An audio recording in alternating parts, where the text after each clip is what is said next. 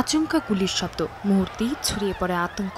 Yuta valley ইউনিভার্সিটিতে আয়োজিত এক অনুষ্ঠানে মার্কিন রক্ষণশীল কর্মী চার্লি কার্ককে গুলি করে হত্যা করা হয়। ৩১ বছর বয়সী কার্ক মার্কিন প্রেসিডেন্ট ডোনাল্ড ট্রাম্পের ঘনিষ্ঠ সহযোগী ছিলেন। বক্তৃতা চলাকালে তার গলায় গুলি লাগে। দ্রুত হাসপাতালে নেওয়া হলেও চিকিৎসকরা তাকে মৃত ঘোষণা করেন। এই ঘটনার প্রধান সন্দেহভাজন হিসেবে টাইলার রবিনসনকে বৃহস্পতিবার রাতে গ্রেফতার করে এফবিআই। গভর্নর কক্স জানান, সন্দেহভাজন রবিনসন স্থানীয় বাসিন্দা হলেও বিশ্ববিদ্যালয়ের ছাত্র ছিলেন না। পরিবার ও বন্ধুদের সাক্ষ্যে জানা যায় তিনি সাম্প্রতিক সময়ে রাজনৈতিকভাবে চরমপন্থী হয়ে উঠেছিলেন এবং কার্ককে ঘৃণা করে মন্তব্য করতেন। এক আত্মীয়ের স্বীকারোক্তি থেকে সূত্র ধরে শেষ পর্যন্ত তার অবস্থান চিহ্নিত করে এফবিআই।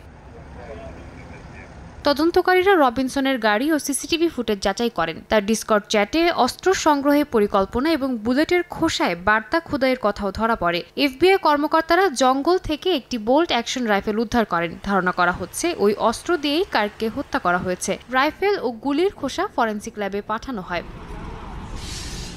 এই হত্যাকাণ্ডকে জঘন্য হত্যাকাণ্ড বলে মন্তব্য করেছেন প্রেসিডেন্ট ট্রাম্প। তিনি কার্ককে অসাধারণ প্রতিভাবান ও ছেলের মতো ঘনিষ্ঠ বলে উল্লেখ করেন এবং রবিনসনের জন্য মৃত্যুদণ্ড দাবি করেন।